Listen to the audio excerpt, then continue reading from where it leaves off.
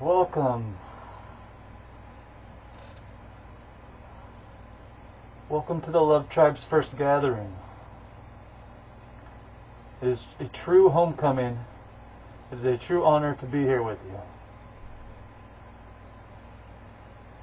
Tonight, as this is our first circle, we will briefly express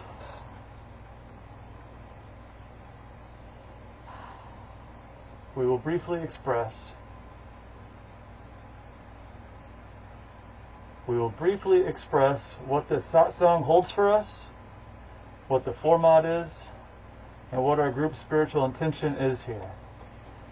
For an in-depth introduction of lucid love, our expression of self, please investigate the satsang invitation. Let us first discuss the mask. Each satsang we will light a candle and equip a mask prior to discussion.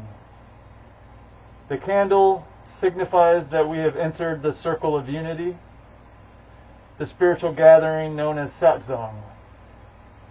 The mask is known as the mask of union. This mask is not to hide the truth, as many masks often do. Rather, this mask is meant to point to the truth. What speaks to you now is not a name, not a face, not a body. It is loving awareness. It is a flame from the same fire which burns in you, in each of us. The mask of unity reminds us that we are eternally whole and the same, no matter what is represented in the always changing physical realm. This mask represents our oneness, our unity in this space. Unlike our physical masks, which are always changing, this mask represents that which does not change. It represents love. It represents the eternal light of life. The mask represents the agreement that we within the circle each see each other within the circle as ourself, to become our inner child as well as the internal spirit that flows to each of us, and to approach each other from these places. It is the agreement that this is a place in which innocence connects with the divine guidance and wisdom of Source. And the lighting of the candle again represents us, represents to us that we enter a sacred space with the intention to serve and reduce suffering for all. All members of the Love Tribe are invited to equip a mask if so desired during satsang to represent this agreement of union within the circle. On the other end of the spectrum, we invite all physical masks to be worn into the circle as well. We simply ask that the ego often attached to them be muted while within the circle. We still very much honor the physical mask. They represent our eternal evolution, that which is always growing and shifting into more, of which we all are during each moment as long as we are individual and existing in the physical plane. We here are master transfigurationists whom guide our individual and collective evolution. And you will come to live that truth in our time together. It took nearly 14 billion years of known time for your mask to develop. Appreciate it for the evolutionary gift it is. Now that you understand the mask symbolism, let us discuss what the satsang holds for us. This style of satsang is a shift in that there is no master and no devotee outside of Source to itself. In this space of unity, there is no separation within the circle. We are all children of light, seeking to evolve in the light of love's guidance. Lucid love is merely an instrument to utilize in the conducting of this gathering. As the Love Tribe evolves, others within the tribe that are awakened or will awaken and open their hearts and unconditional love will also host the satsangs. There is no prescribed head of house here. This gathering is judgment-free, a place for mutual growth and expansion, a safe place to discuss the trials of the incarnation, a place to remember you are eternally loved and held, a gathering in which all are seen and known as equals. It is a place of which you are welcomed home with open arms, a place to learn to open your heart again, a place to learn to settle your mind, a place to train the mind to be tranquil, a place to absorb peacefulness and release that which causes you pain, a place to inquire about anything that you wish without restriction. This gathering is a circle of love in which all involved are precious and each individual necessary to hold the unity and completion. Within this circle we all drop our masks of separation, our colors, our flags, the names chosen for us but not by us. We release our identification with that which separates us, and we pick up our masks of unity. We drop all weapons, including words of infliction, and we drop all defensiveness. For there is none to attack us here. In this circle, defenses are obstacles to unity.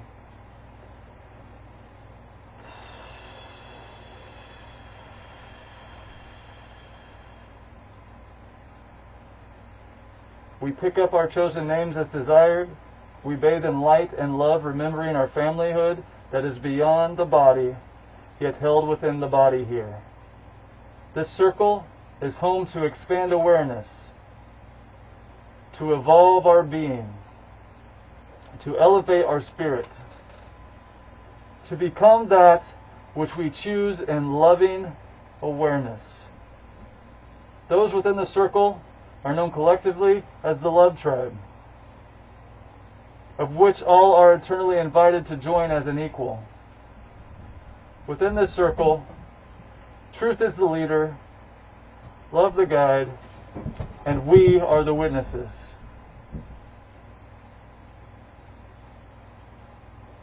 We remind all here that we are no guru, yet we are guided by gurus. We are no teacher, instead we are students who learn through teaching and expression of truth and love. We are your servants, your devotee, for in you we see the one whose flame enlightens us. You are our teachers, and it is you whom we both in sincerity and appreciation bow to. You are that which we call God.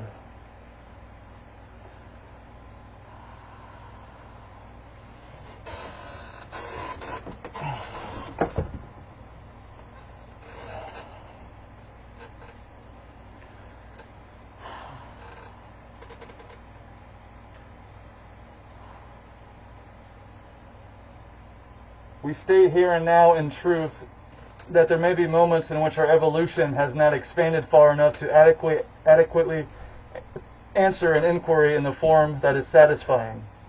Some of our answers may not be acceptable to some. However, together we will evolve and reach a perspective from which all questions are answered in the light of love and full truth. Each question evolves us further into this space of guidance. If there is something that truly cannot be answered in the moment adequately, we will invite others to provide guidance, or we will take it offline and consult the gurus in deep inquiry, of which an answer is always found. Following the ceremony of entrance into the circle of the satsang, we will open with a message from the heart, a message that will be unique and intentional for each gathering. Following the message from the heart, we will enter a question for love segment, in which we will hold each question, hold each light that inquires, and share a response that is received from the perspective of eternal love and light. Where applicable, our gurus will guide us to the best possible communication for the hearts of all involved.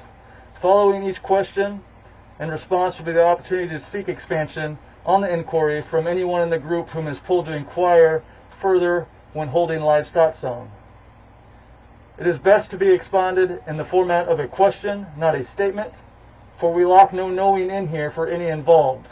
Rather, leave it to you for interpretation and integration on deeper levels as it applies to your present incarnation. However, each response is requested by Source to be as universally applicable as possible.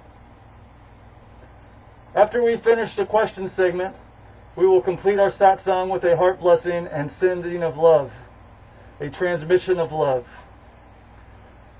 At the closing of the circle, we will also share a better than before guidance of which over time, if adopted, each will add to the wonderful tools you have to maintain a joyful life.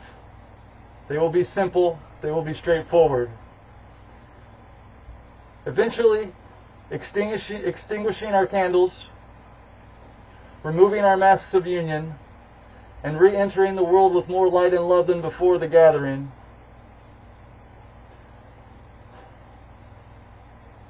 As we grow together, your light and love will overflow and spill into the world simply by that which you will naturally become. We are beyond blessed to be witness to your unfolding. You are the beacons of light that will guide our world to unity. Let us allow our gathering tonight to continue with the unfolding of a message from the heart.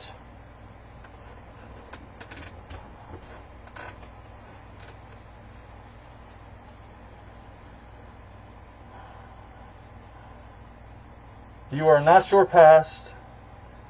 You are not the bag of burdens you carry. You are the light that shines beneath the illusion of the world, of which you always have been, and are destined to rediscover and spread to all. Tonight, the heart wishes to remind us of our innocence. The heart wishes for us to remember the moment we entered our vessel as pure, loving awareness. A light so innocent and pure that it accepted all that was offered as truth. A love so pure that hatred and suffering were impossible because the light was still identified with Source. A being that did not understand defenses because there was no room for attack. The heart message tonight is the gift of remembrance of the newborn light that we each are without exception. The heart wishes you to reconnect to that innocence and pure love from your new vantage point of expanded awareness that has experienced the contrast of life. To see all your family upon earth, family which includes all life, all loving newborns,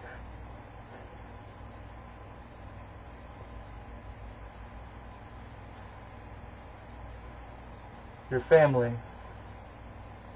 which includes all life.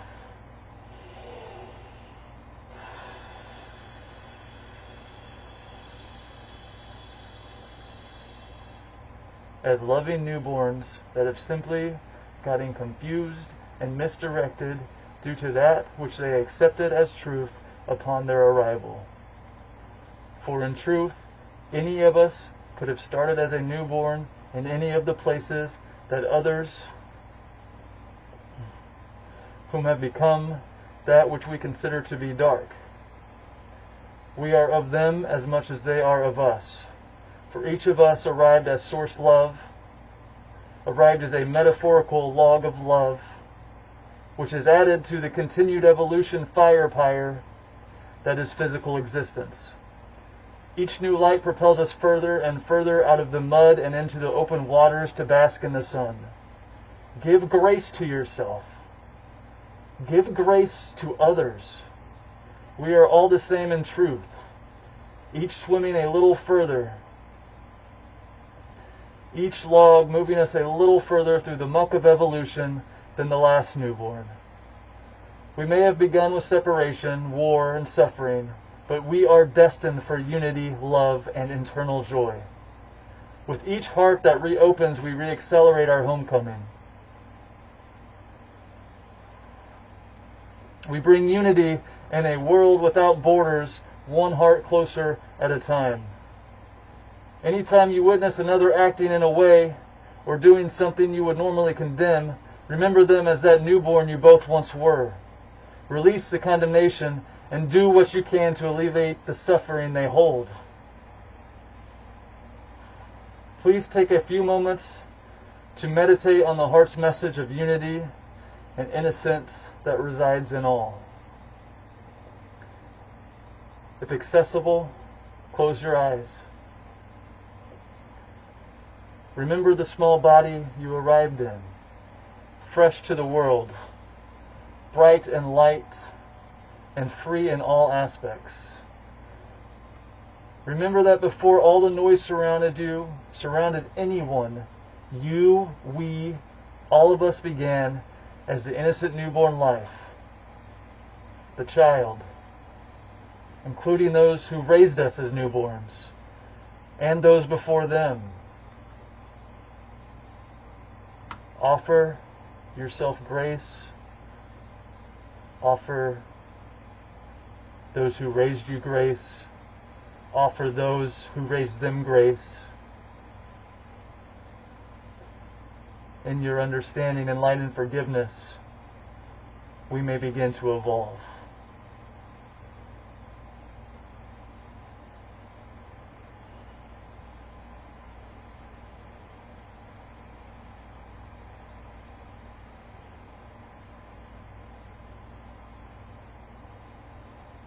You are loved.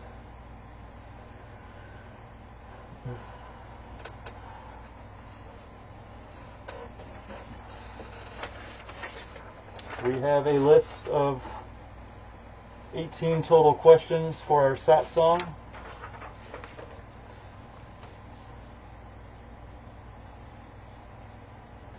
Let us begin tonight's question segment. Question number 1.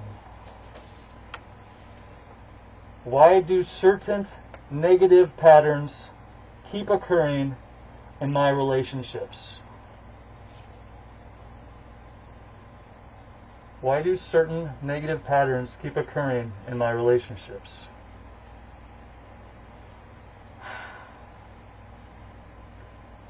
One must begin to shift their awareness of situational experience. What is often prescribed as negative, even in its worst revelation, is often the best grace can offer to you in the moment to help you conquer karmic tendencies. For example, we in our personal history have had repeating patterns in relationships such as infidelity and dishonesty. These patterns repeated as a result of a lesson that needed to be learned in our life, namely self-love and truthfulness, both of which we could only offer ourselves.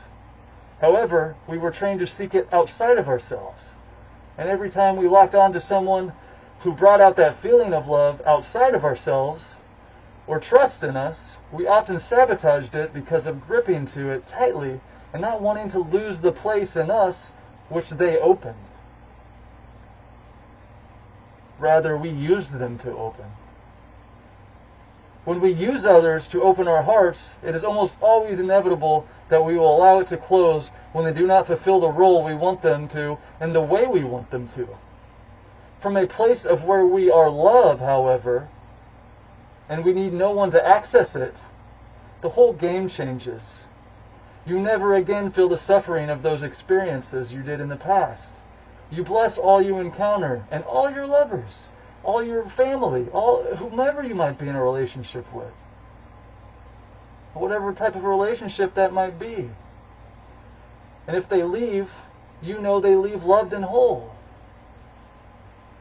There's never any ownership in relationships again. It simply doesn't exist because you are no longer needing them to reach that place in you which is love. If you want to go deeper on this, please share with us for the next satsang the pattern in which you experience, and we will be able to dive deeper into this question.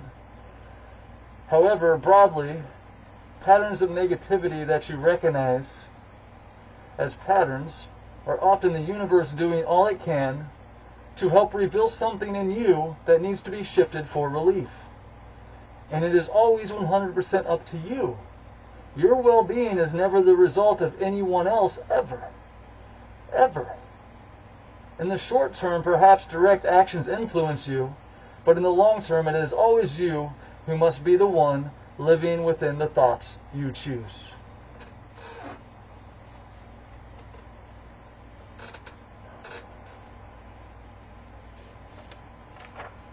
Question number 2.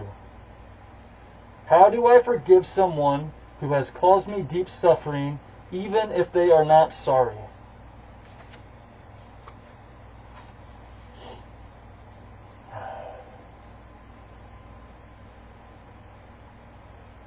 as we sit here, the fastest way to help alleviate this is to suggest checking out the Halo Technique video in our Love Tribe group chat or on our YouTube channel. Essentially, we must remember that any individual and their portrayals in our life are not truly them. They entered this world as a newborn child that in their innocence accepted all that was presented to them, their name, their religion, their family, and so forth. If your father was a racist, what can you do but absorb that? And so goes for the father and his father. In ignorance, none are responsible for their actions because they are truly, truly not themselves. They are recycled dogma. They are ignorance.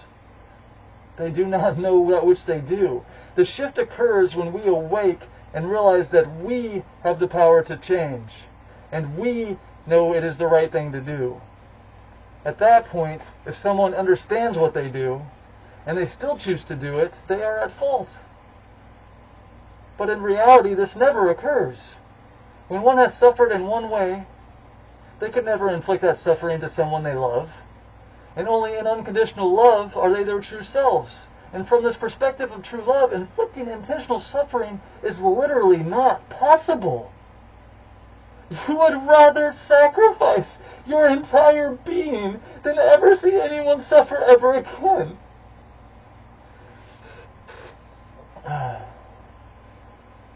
Our best advice here is to remember them as a child and hold them in the love you have for an innocent newborn child. Forgiveness from that perspective is automatic.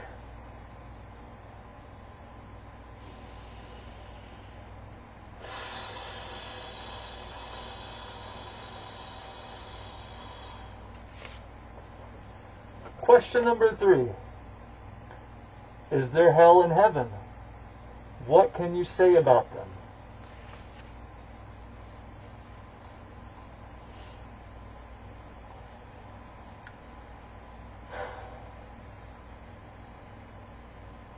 This is technically 2 questions, and we will separate them to answer more fully.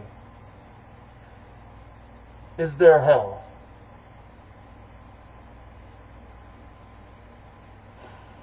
The closest thing a divine child of spirit will ever get to what is called hell is a state of mind in which full separation is in effect.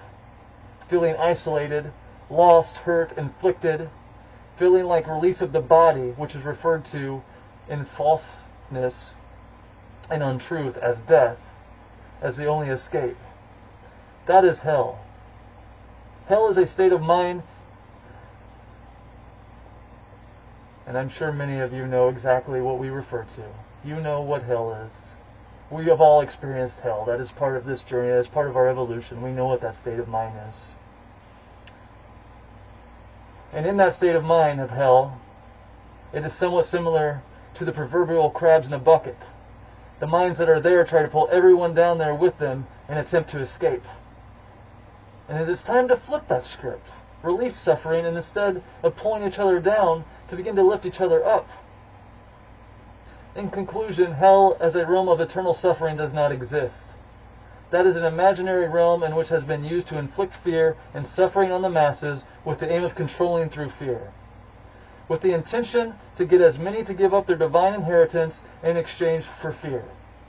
It is truly a con, unfair trade at its best. It is humorous that the ones that inflict such guidance, such as the hell realm, upon the people are also the ones who commit the exact things they say lead to such a place. The concept of hell as a realm is the only cosmic joke we know of. God has no time to inflict suffering.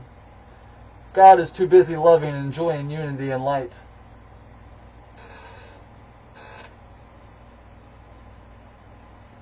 Is there a heaven? Absolutely. It is also a state of mind, not a distant place, not somewhere far in the stars. Yet it is often a significant distance to this state of mind from our current state of mind in our present age. That's why it seems so far away, because we're all stuck in the hell state of mind often. In this state of mind, one is full of light, love, peace, and joy. It is a place where all life is known in union.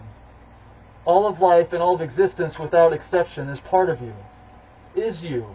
There is no separation in heaven. Heaven is your true nature. It is your newborn innocence. It is our true nature. And the closest thing one in the physical world gets to heaven is truly the Garden of Eden, which is presently referred to as earth. There is no place quite like this in which spirit can join with a vessel, in which to touch, smell, hear, see, feel, and know the manifestations of eternal creation and love. Imagine yourself scrolling through a video game character selection in a virtual reality in which you choose to visit a world. Can you imagine? Do you play video games? We know that's been pretty strong in our incarnation. You become that which is played, but you still remain the player. This is not to call the experience that we live a game, or that it should be neglected as false. This world is very real, and that is the intention of our eternal evolution. This is our home, our place of communion, a place to be an individual and to expand in the heaven as we desire. This world is your eternal temple of which to allow that experience to evolve and unfold in beautiful eternity. You truly do not have any idea that which we will become over the next 1,000, 10,000, or even 100,000 years. We are so short-term minded. Evolution is Source's eternal gift to its children, and we are all eternal life and privileged children of creation. Earth is heaven, and it will be revealed as such when we come together in peace and love and stop separating ourselves behind masks, behind flags, behind weapons, behind currencies. Yet, we must still enjoy and honor the journey.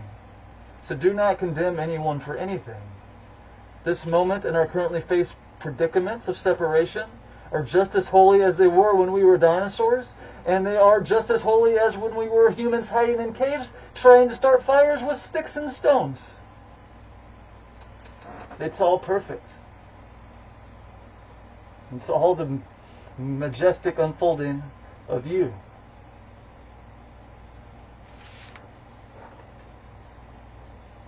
Why do I hate myself?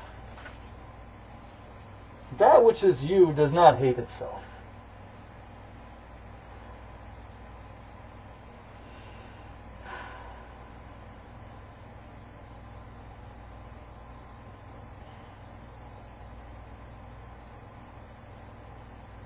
We will come back to this one.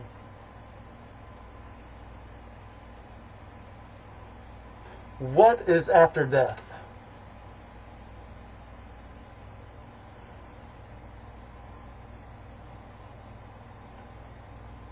This is a question that is often asked by many.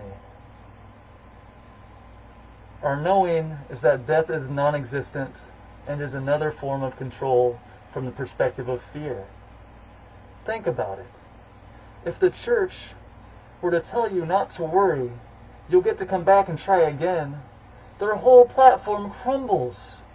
If you are not afraid of eternal damnation after death, the whole structure of the basis of control of the church and religion in that sense is dissolved.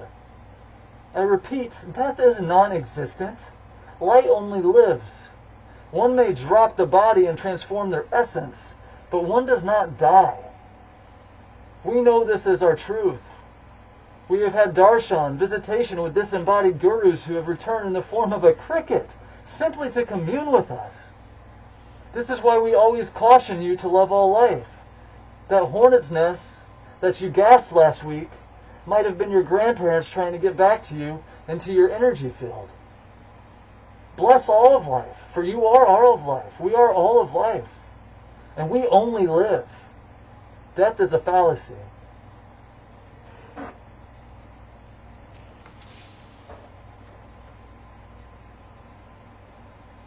What is the point of existence?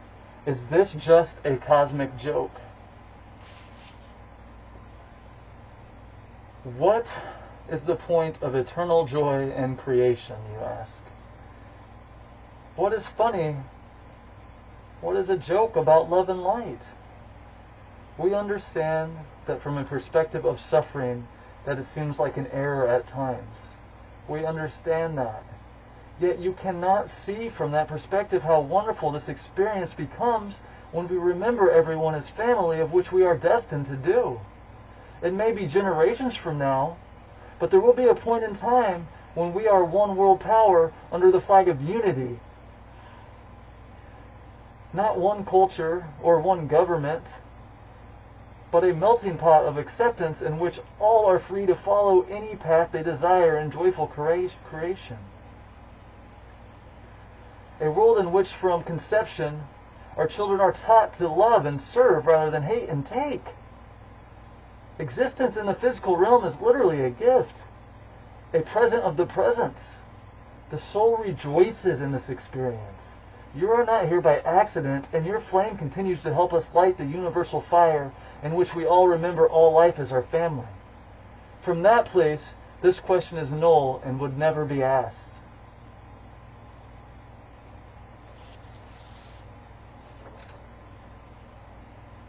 How can I shift from being a victim of life to a student of life?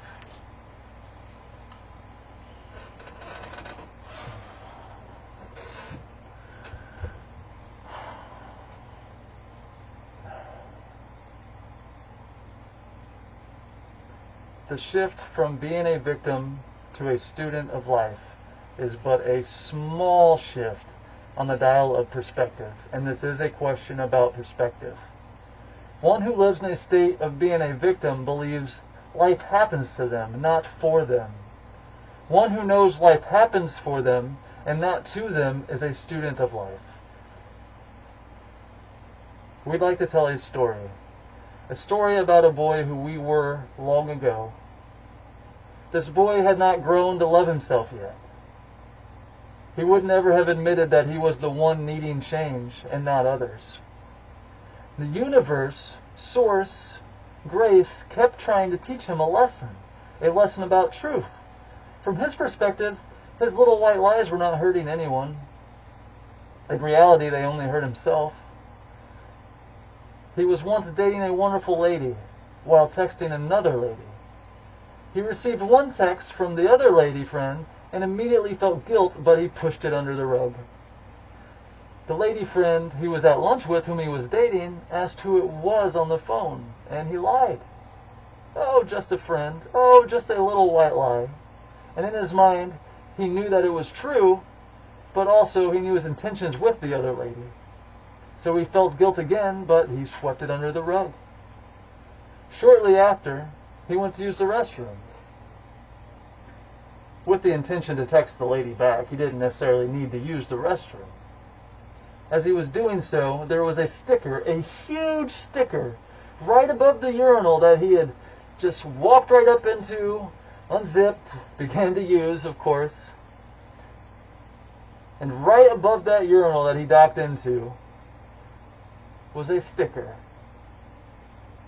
And while he was beginning to text this other gal, he read that sticker. And the sticker said, "Tell the truth," in big bold words. And upon reading that, it was as if he had been slapped in the face or poked between the eyes or something lit him up that was from somewhere else that he wasn't quite aware of. And everything that he swept under that rug came flying out at once. That single experience shifted his perception on the truth for the rest of his life. There was so much guilt under that rug, and it just all began to pour all over him. He knew that he wasn't being truthful to himself. He knew he wasn't being truthful to either of them.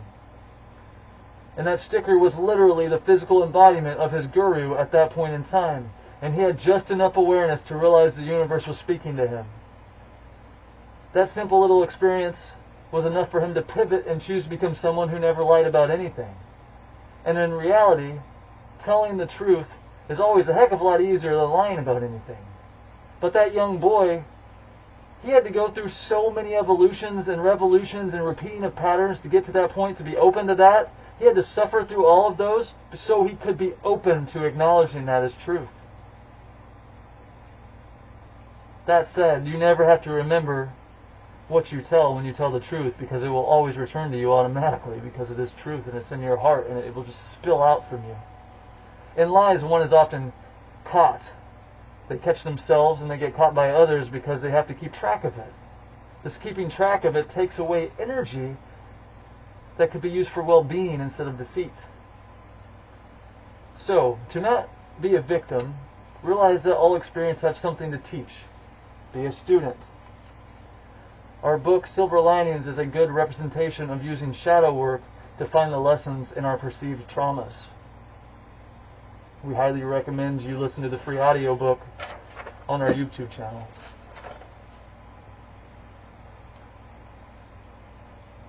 Let us return to, why do I hate myself?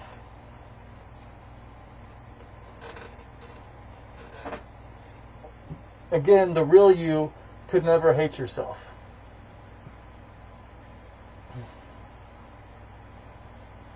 What hates oneself is the perception of oneself as being something they know they are not. They judge themselves as a body and as thoughts and as the world they live in, of which in truth they are not in its separated phase. Hate itself is not a true emotion, for it exists only in a place of separation, which is illusion. In truth, we are all one, all each other, and from that perspective there can be only appreciation for the vastly unique and wonderfully loving being that everyone is, that you are. You are both physical and non-physical. To realize this, remember that the body is an instrument for communication for spirit, not spirit itself. Remember that this is a gift of experience. It is a fireworks show of eternal creation. We often time lock ourselves in these vessels, in our present stage,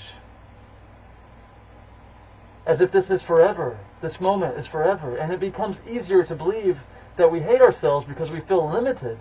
And in reality, we are unlimited. And our spirit knows it. And as you come to know more of truth and love, this hate will diminish for the illusion that it is.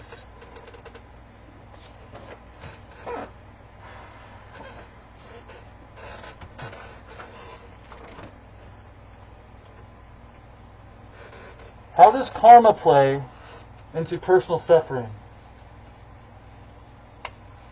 How does karma play into personal suffering? Can it be changed or transcended?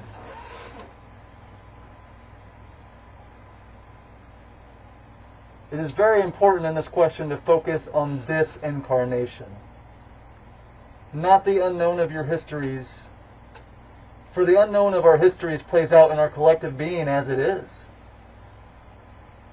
Through forgiveness of all and adoption of love, the only karma you will have to maneuver in is that in which is from this present incarnation.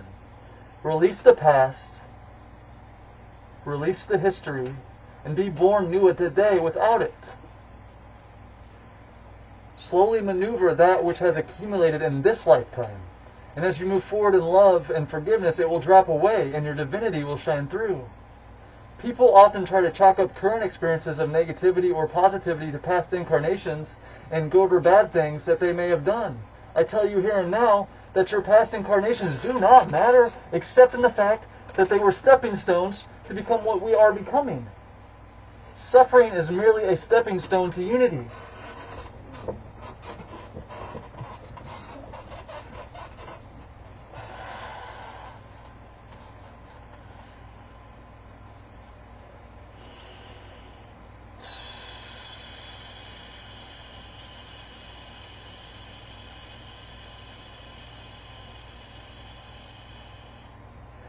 And in time, it will be known as such. So simply be good to yourself. Be good to others. Spread love. Spread joy. As much as you possibly can. Stay aware. Stay centered. Forgive all and love all. And you will arrive to a place where karma is non-existent.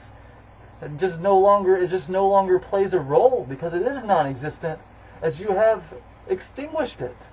And it is replaced by the authentic unfolding of Dharma and love.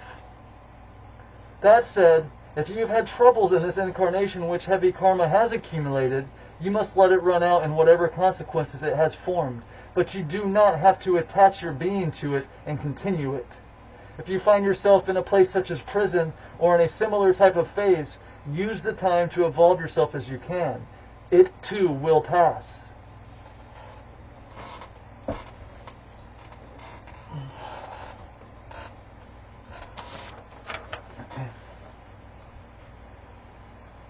How can I heal suffering that comes from my childhood, aka heal past trauma? Again, we will advise the Halo technique and forgiveness sharing on YouTube. One must be willing to revert to a place where we know all of life as family, as ourself, whom also struggle through the dark, who are also trying to find the light. None of us were given a map, yet we still are finding our way to unity. Healing is a result of forgiveness. Forgiveness is a result from recognition of all of life as family and as ourselves. Forgive and love and be healed.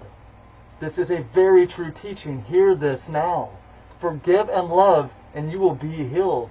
Release, forgive, love, and you are healed. Again, the opposite of healing is non-forgiveness. For this is the state in which we hold on to past experiences and allow them to continually influence all of our new days. What has occurred, and beating oneself up 10,000 more times on top of the already single devastating experience that it was at first is doing you no good. There is no benefit here except perhaps seeking pity from others. You must ask yourself, does one desire pity or liberation? And only you can answer that. Forgive and be healed.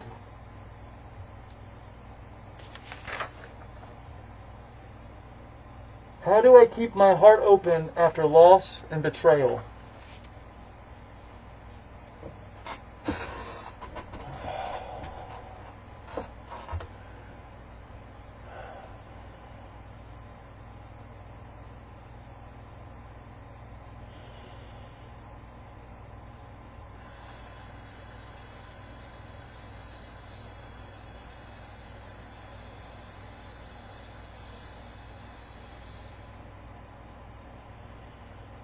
Self-love. Self-love and loving all as yourself. In love, the heart cannot close no matter what occurs.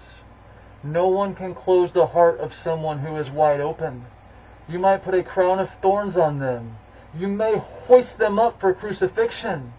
But they will still keep their heart open, for they know the real, the true, the light that is the truth in you would never commit the things that cause them such suffering. And they anchor their entire being and spirit to that knowing. And that is how one being tortured might say, "Forgive them, Father, for they know not what they do." Love.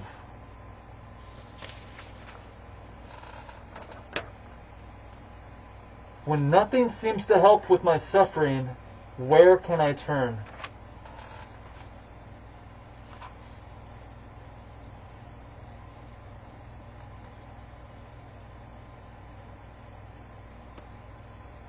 When nothing seems to help with my suffering, where can I turn?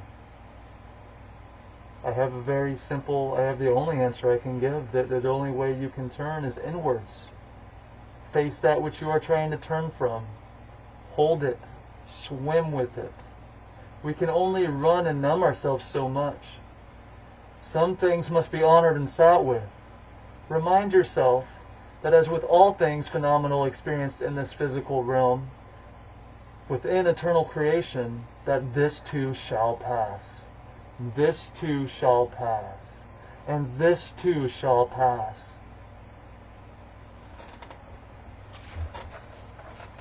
Do you believe heinous crimes can actually be forgiven? Murder, molestation, and so forth.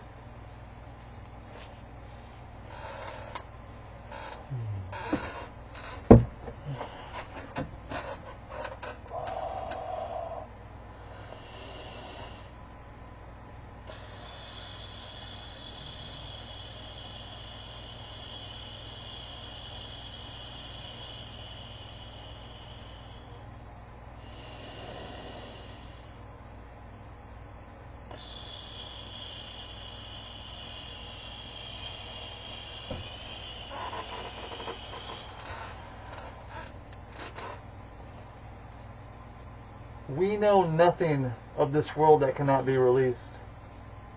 When it comes to the tragedies which we witness in present times, we must remember the complete blinding ignorance, unknowing, which we have come from. From the animal mind, the root, the red chakra. From the animal mind, with no language, no tools, no perception of even bad or good, simply fear and survival. Warring and confusion, running from wild beasts, seeking shelter in caves. From that place, we have come very far in our evolution. In the present world, these continue because, 1, fear is so deeply ingrained in our collective psyche. It's almost natural to be afraid here. It is not natural, but it appears to be natural. It is a collective controlling outfit of the ego. And 2, we separate ourselves and see others as less than or different than us, and then we issue judgments on those differences. We do not view others as ourselves. This is how an innocent person is lynched, often because they do not match the mold, which makes others uncomfortable, fearful. We've seen this repeat as a pattern through our collective being for centuries. It is truly unfortunate. And 3, next to this, the thoughts of forms of violence, including murder and molestation, are peddled frequently to our consciousness in the form of television, in the form of news, in any way it possibly can be. This is especially so for us in America. Corporations feed off, literally making millions in media and movie off of our fear and keeping us in a perpetual circle of fear and defensiveness. And the worst part is, because we're conditioned to live that way from birth, we think it is the way it should be. We have been trained since birth to feed into that system. We feel the need to defend from our own selves, our own brothers and sisters. And because of the structures that make it seem necessary, if the world was brainwashed, could you imagine? If the world was brainwashed, which it is, mind you. And you will see it as you awaken, you will see that more clearly. But if the world were brainwashed today, and then given only loving materials and unity materials from which to learn from, violence would not even be in our vocabulary. Do you not see that it has been our evolutionary path? So this is something we could avoid? That we have had to go through the dark so we could find the light?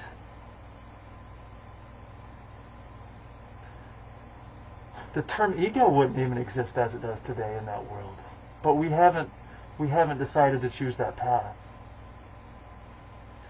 In that path, the term resources, nor dollars or currencies would not exist, for it would all be one world and one people, which is our destiny. Don't hear me wrong. However, unity does not pay well in the structure of dollars, countries, flags, and religions. That's why it's been so difficult for us to start moving in that direction, but we know in our hearts it is the direction which we must move. And in the term of religion, it is very, very not good or fruitful, because unless you get everyone to join yours, of course, but that leaves a lot of them out of the money game, of which is just a simple structure that can be transcended, and we will transcend it. In a world of equality, the ego, which feeds off of feeling elevated or special due to accumulations or achievements,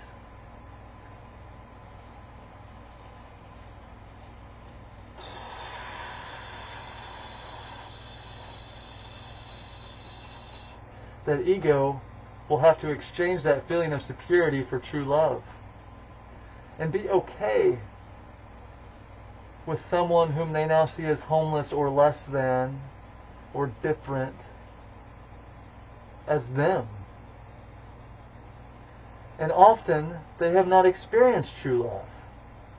They think it is a loss rather than liberation to exchange accumulation for love. That said, going back to forgiveness, not only can these crimes be forgiven, tying back into our question regarding karma, they must be forgiven for our evolution, or they cannot be transcended.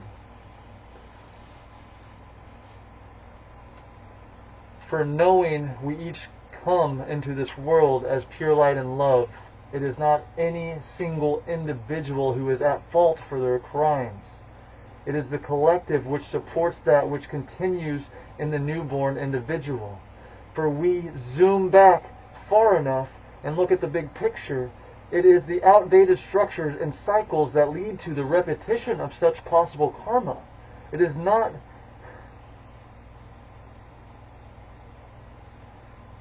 Do you find it interesting that we shame and punish crimes, but then plaster them all over the news and media and glorify much of it in films? That many of us point and condemn others for crimes and then commit them ourselves? Can you see the circle of reinforcement and control? It is not time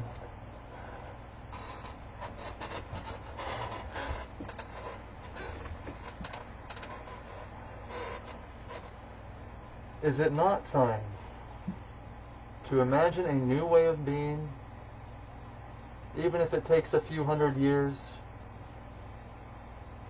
Is it not worth our humanity to release these energy fields and stop blaming individuals? How is the starving thief a criminal? Is it the thief who needs food a criminal to prevent starvation, or is it the corporation that claims it has created the food and puts labels on them and puts items like spinach and bananas as their own offspring, as if they birthed them out of thin air? How is it possible for a 50-year-old vessel to own seeds, to own corn, to own land, to own trees, as if it truly created it all by itself 13.8 billion years ago?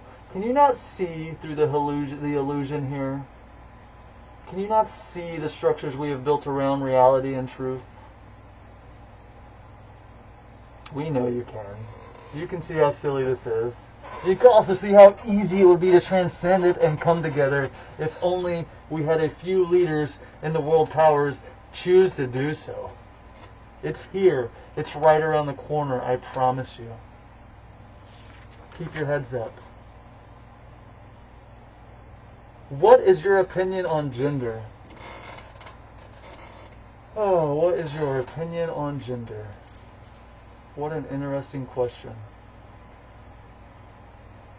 We typically choose no opinion. And we try to stay away from opinionated questions, for our work is truth, not thinking about what may be truth as far as gender is concerned, or even sexual orientation for that matter. That is all of the world. X chromosome, Y chromosome, one of each, two of each, or neither. If you are an LBGQTIA or plus, it does not matter. It does not matter what form you take, or even if you choose to change your form in this incarnation. It does not matter who you love or how you love. Each of us is equally a child of spirit, a child of love. And the vessel, the physical vessel, is simply an instrument for our communion and enjoyment of the vibrations of eternal creation. Love is no gender. Love is no race. Love has no allegiance except to eternal joy and expansion. Be who you are. Be who you are. Don't listen to the noise. That is our opinion. Be who you are. You are love in all of your beautiful forms. Can you elaborate on the question? Can you elaborate on the question? This should read, can you elaborate on the statement, God is in all things? Oh, well, this is a rather easy one. Well, there's no level of difficulty in miracles, but this is a rather shorter one than some of these have been. Sure, we can elaborate on how God is in all things. To sum it up, God is in all things. It does not matter what your perspective is of God. God is in the air which we breathe, putting itself in all things that breathe. God is in the water, putting itself in all things that drink and swim. God is that which is life and sustains life. God is the light. And in our physical realm, this is represented by the sun. The sun is quite literally what permits our continued evolution in the physical plane. It is our physical representation of the physical realm of that which Source is. It is the closest we get to Source in the physical realm, outside of union of all, of enlightenment, of being one with all that is, of which everyone is destined to acknowledge and recognize. It is inevitable, truly. The sun grows our sustenance. Everything we eat is a downgraded version of light, whether the light has been turned into plants and eaten, or turned into plants and fed to animals one eats. The light is in and connected to all things. God is also the receiver of these boons. God is you. God is the tree that gives. God is the roach. God is unity. God is never separated, and it is always one with all that is. God is in all things.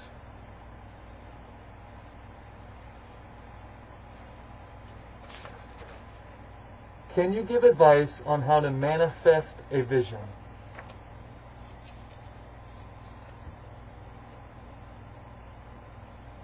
Our favorite manifestation guides for the physical realm in the modern time include Abraham Hicks and Neville Goddard. We would suggest researching some of their teaching on YouTube or through other sources. Essentially, we would say that once you have a vision, the manifestation is easy from that point. From that place, if you are true to yourself, simply become that vibration and become the being of that which you desire to manifest, and everything you need to bring it into physical life will fall in place for you. There are only two conditions. One, it causes no one or yourself harm, and two, it is for your highest good. So if you want to be whatever you might want to be, you might want to be a doctor, you might want to be a world famous DJ. Start to live from that perspective. See yourself daily doing surgeries or shows, and start to follow the breadcrumbs of those which have already manifested what you choose to manifest. And if it is something that has not been manifested in the world, follow your heart. The heart knows the way.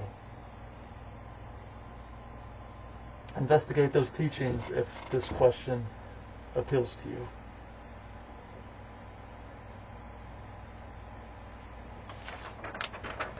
Can you talk on the gap between those in poverty and those who are wealthy?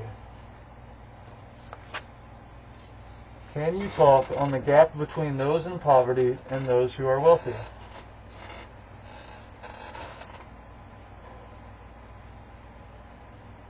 While this could be applied to numerous topics such as happiness poverty or wealth health poverty, we will assume this is a financial question, as that seems to be a very important topic for our modern age.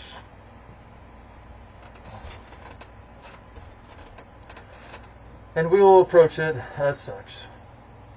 When we discuss gaps in being, we must do it from the perspective of a pendulum, swinging with contrast. For example, in America, this is a hot topic that we've been aware of lately. A big piece of our current president's intention has been to reduce immigrants and deport immigrants. We say in advance that we know these people as our family, and this is not applicable in our heaven, but this is where we currently are as a society. And this was supported by many of the president's supporters.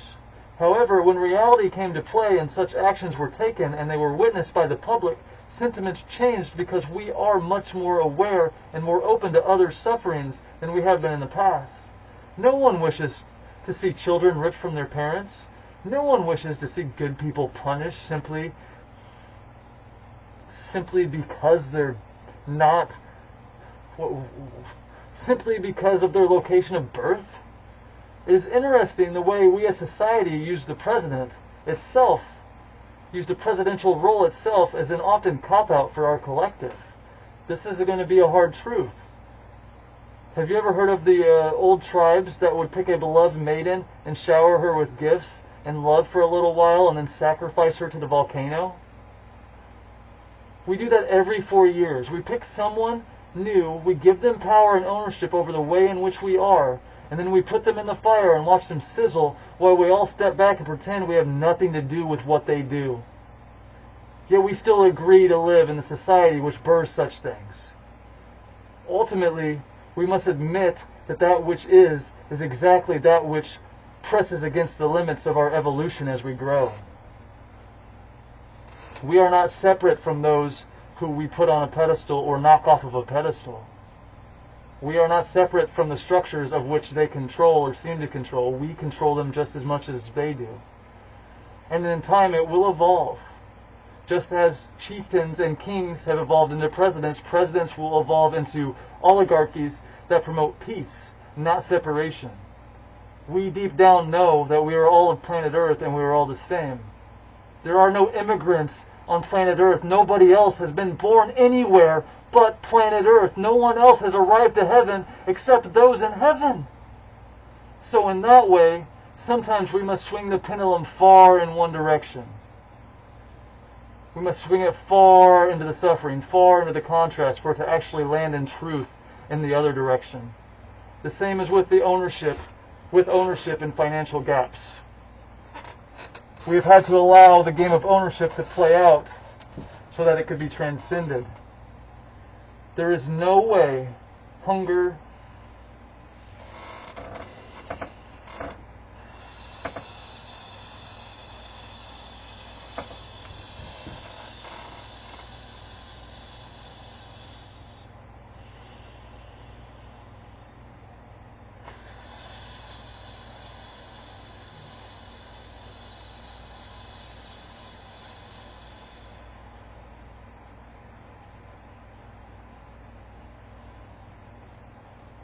It is not sustainable for us to have individuals that hoard enough wealth or paper slips which we give value as our resource.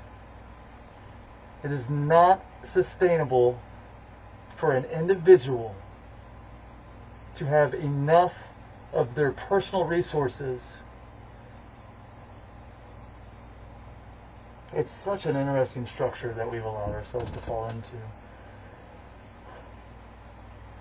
For an individual to hoard enough wealth to solve world hunger, for one person to have enough resource to solve millions that starve, to solve that one issue, and so many other issues. The fact that we hoard these resources and we know that leaves one person cannot literally enjoy enough.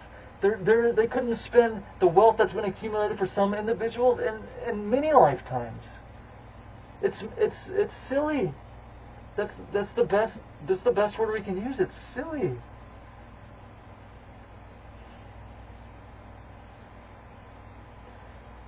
And seeing how silly that is, why would we allow our children to starve so one can flaunt paper slips that have no inherent value nor life in them? Even those with the massive hoards of such results feel this in their hearts, or will in time if they could see the suffering. For individuals to have the expectation that they have the right to ownership over food or fruits of the nearly 14 billion-year-old garden is something our hearts will not permit to continue for eternity. For we see the suffering ownership causes rather than unity and sharing that it could solve if we could release the need for ownership, if we could share, if we could give, if we could stop hoarding. There is no resource scarcity. There is enough food in the world right now to feed 1.5 times our population over.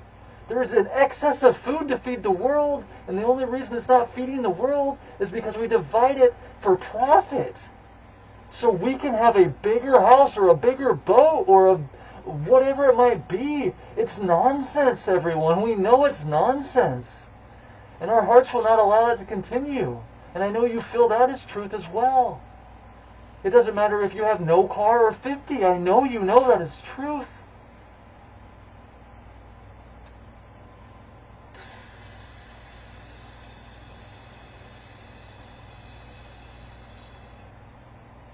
For we see the suffering ownership causes rather than the unity. And that said, money has been a structure to support our evolution and growth, and we must honor it as such, for it has brought us very far. It has done no wrong in itself. It has been the perfect teacher of grace and the importance of equality and unity. So mostly we would say that the gap between the poverty and the wealthy is a pendulum swing for equality, rooting out the depths of the tyrant and the using of others to one's advantage from our being. It will take a little while for it to find its way to balance, but we are already on the path simply by asking such questions as this. Ah, beard itch. Oh. Oh, yeah. Whew.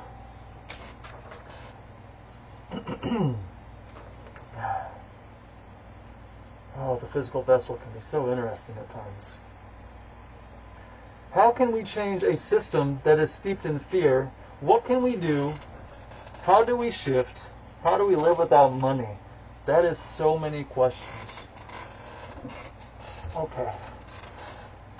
How can we change a system that is steeped in fear? What can we do? How do we shift? How do we live without money?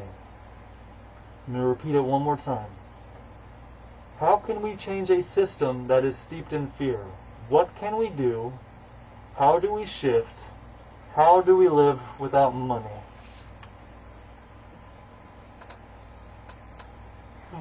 Fear. Fear is used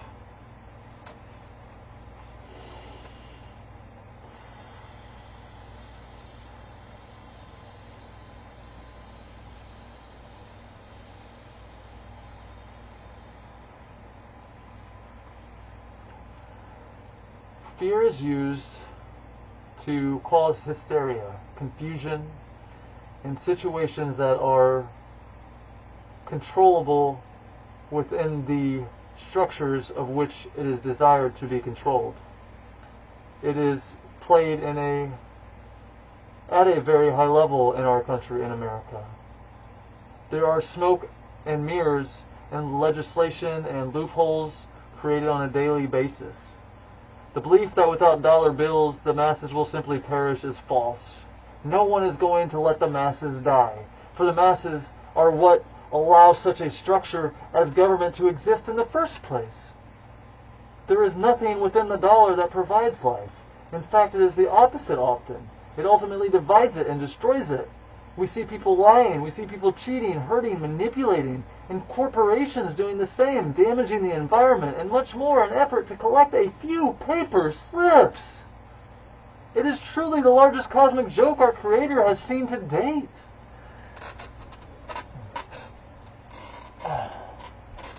That said, lack of structures such as dollars would lead to confusion, hysteria, and imbalance in the short term. That does not mean apples stop growing, corn stops growing, or people stop being human. The change must happen at the root or core of our structure. It must be the controls in place which must shift and change, not be annihilated, not be condemned, for those operating the structures are doing the best they can with what they have been given to work with. There are many out there who work in the legislative field, in the treasury, whatever it might be, trying to do their best to serve. Yet we must still come together to remind those using such forms of fear whom they work for. The billions of people of the world in all regions, all the children of spirit, all of life, do not work for the government. The government is intended to work for them. It is starting to get very backwards. We know you see this. It has been through egoic and selfish forces, such as corporate lobbying and the ultimate control of politics by the dollar that has led our deepening of separation in America and the world. America's separation is influencing the world's separation. I know you see this. We can see the impact the idea of finite resources and currency has had on the entire world and all countries. We try to flaunt power to force others to give us better deals, as if we're dealing with people's lives. We're dealing with the Garden of Heaven.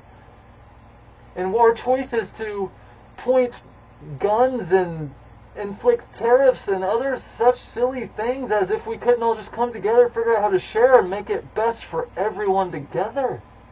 No one wants to see these conflicts continue. No one wants to send people to war which they know is not necessary. No one wants to be in war. The only reason it is even acceptable is because the circle of reinforcement through media and training and conditioning that has led us all through this ignorance that is the way it must be. Trust that if we could all live blissfully full lives and have everything we want in life, we would all choose that. And we can. It is just difficult to see behind all the separation that is possible. But separation is slowing down. More and more are questioning. More and more are choosing love. The only way to change a system is through mass agreement. This can be done peacefully through loving awareness. Trust that those who wear military uniforms and police uniforms do not want to fight. They want to get home safe to their family. A prison guard would much rather take their paycheck while playing on the beach or driving their Harley. They want peace. They want to have resources. They want to be whole. They want to feel safe. They want to feel sure. They want to enjoy life. They want everything you want. We are all the same. There has to be alternatives created. There has to be imaginative, and unity-oriented people who come together and begin to think about avenues for everyone to win. We cannot simply tell someone who has worked their entire life in a structure that was presented to them to give up everything in the name of love and equality because it is right to do. That would be forceful. That would be unfair. But we could invite them to help heal the world and be part of humanity's saviors whom we revel for centuries to come. For example, let's throw some big names out there.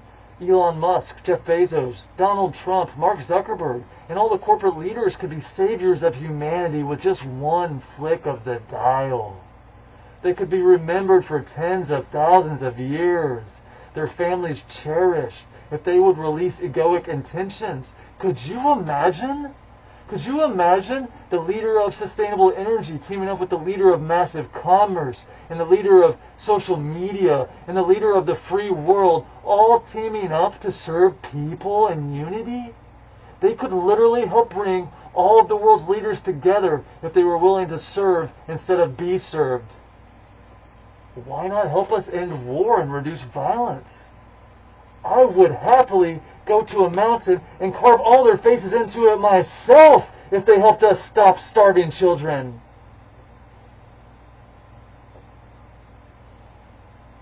That said, it is those with the chips right now that can do the most work on this topic immediately.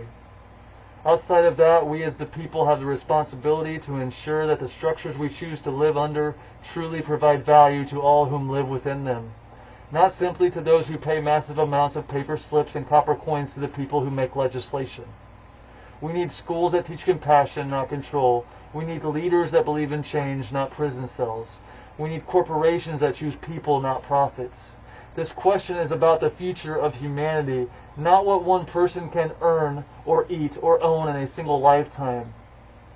That is all going to perish, as will the vessel that believes it owns it all. This is about centuries and thousands of years to come. We are at a turning point, and we know in our hearts that love is the direction we were always meant to move in. And as old consciousness continues to recycle itself through limited life cycles, new consciousness becomes the dominant field more and more. And that consciousness is always seeking more love and unity. So it is inevitable. It is inevitable that we move in that direction. But it would be so wonderful if we moved in that direction now. Just look into the eyes of any newborn child. You can't miss it. There's no hate or judgment there whatsoever. We're all good. They've got us. The kids have got us. And we're always getting better. Hold that truth in your heart. And as we move towards love and unity, the need for such limited lifetimes come to an end as well. In 1,000 years, the 200-year life will be common, as well as an oligarchy of the world, rather than divided governments and different currencies of control. Dear leaders, why not help us usher in peace and unity now? Let us stop sending our children to the front lines and instead send them to the Caribbean. It's just one switch of the dial. Just one switch of the dial.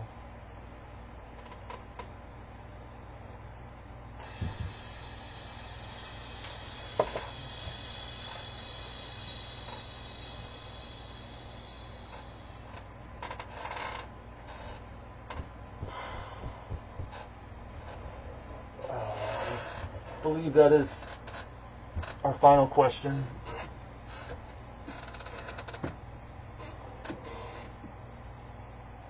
Before we exit this space of unconditional love, we invite you to a blessing of the heart and to send a beacon of love to someone in your life. You are ethical as well. If you feel comfortable doing so, we will end our gathering with a gesture of love. Please close your eyes if accessible. Place your hand, physical or astral, or both, on your heart space. Feel your heartbeat. Tune into your heartbeat. Repeat the following as you send gratitude to your heart. Dear heart of mine, you were never separate. You have always been held in love. I am remembering our unity. Dear heart of mine, you were never separate. You have always been held in love. I am remembering our unity. Keeping your eyes closed, take a moment here before exiting our loving circle to send silent loving transmission to someone in your life. Again, you are ethical. Bathe the being in light and love.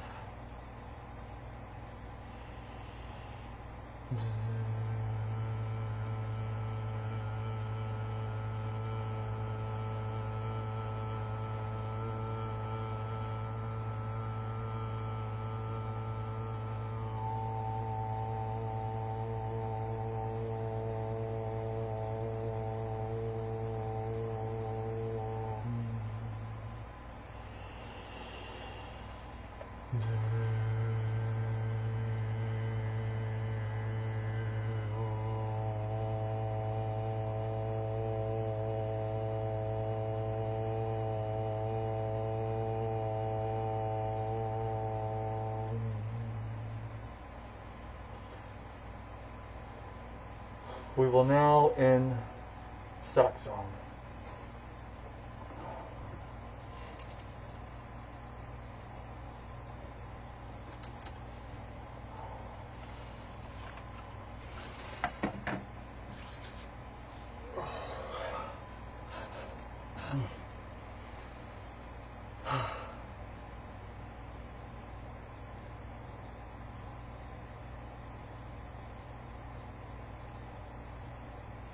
Thank you for joining us.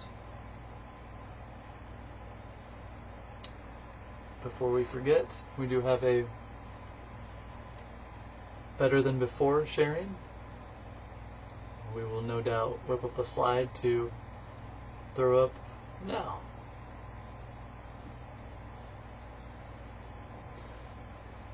Our better than before practice is simple, yet will have profound improvement on well-being physically and mentally if adopted as a daily practice. The practice is to first drink water upon awakening and to stay hydrated intentionally all day. The next is to incorporate at least 10 minutes of intentional stretching for the various muscles that support our movement each day. The format of stretching is not important, as is the consistency of an intentional mobility. Stay on it. If you'd like concrete recommendations or to know more of our daily practices, please reach out. Stay hydrated. Stay limber.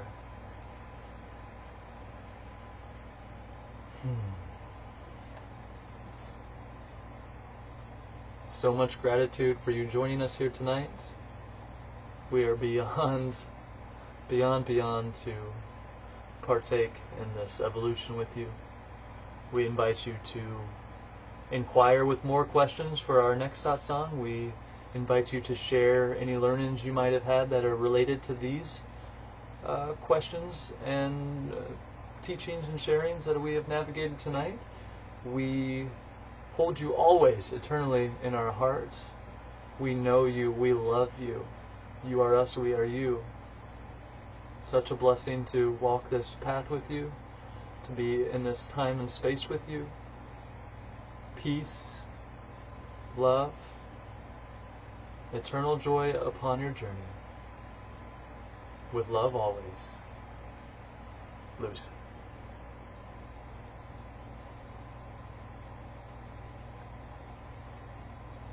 I want to dance.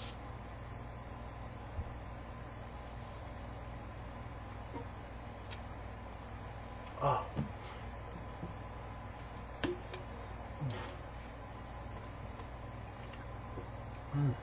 Oh, wow. Whew. Sometimes those get so heavy, and we just want to play and love. We just want to enjoy life. We just want everyone to be happy. To hold without holding.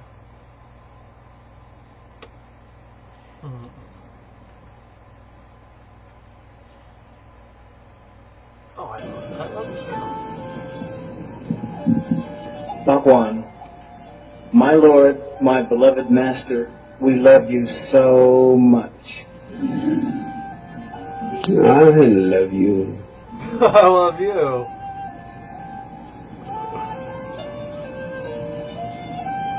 So much too. Okay.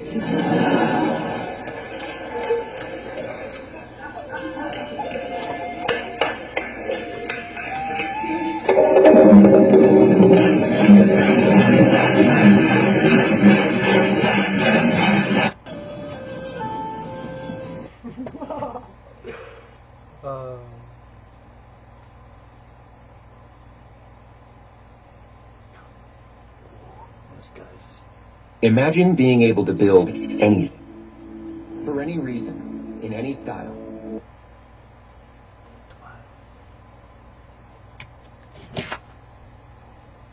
Go get some bass. I need some bass to let that know.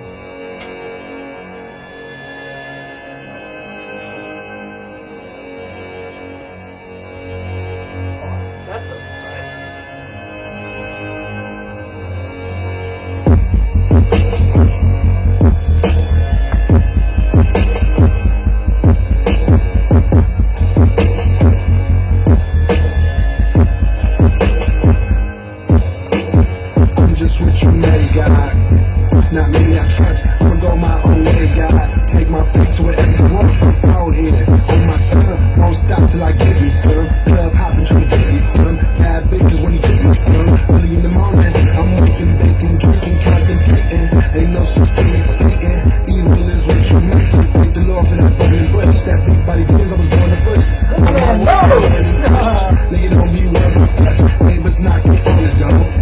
Can we turn it down? I say ain't no music on. She said no, that weed is loud. Nigga, we ballin'. Straight swaggin', lost heart, but I'm maintaining.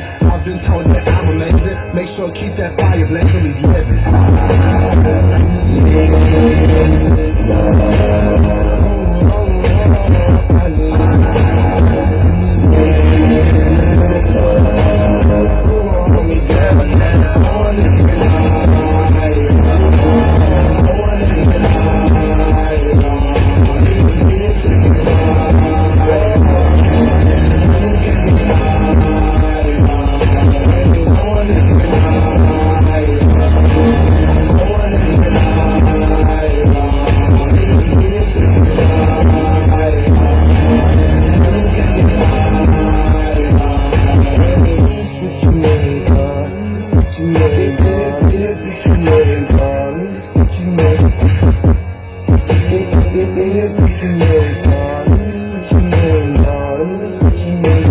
tell you about my month, y'all. In the shopping, I had it all. I had the ball for therapy. My strength don't think that head's star. Whatever. That man ain't wearing these budget pants. I diagnosed my damn self. These damn bills ain't working, man. In my spare time, punch walks fucking up my hand. I know that shit's so super great, but if you had my luck, you'd understand it. But I can't follow. Some poor soul got away once. All trouble in the world, trouble was scary to have a kid walk this earth. I'm what you love, God. Yes, I'm still odd. Think about all my old friends who were my friends all along. When the rains it pours, Mr. Six and floors, every 8 if I say the chore, Mr. Dream with no exit doors.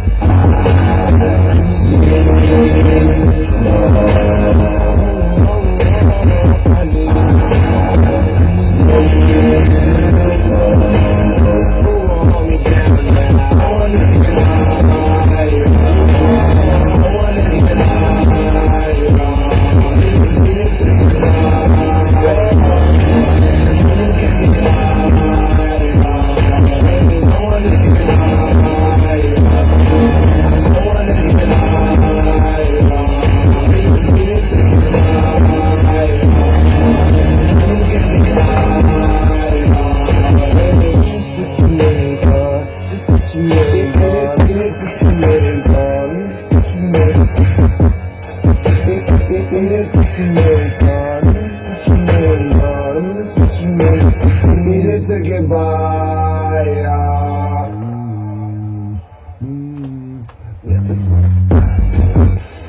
So good, so good.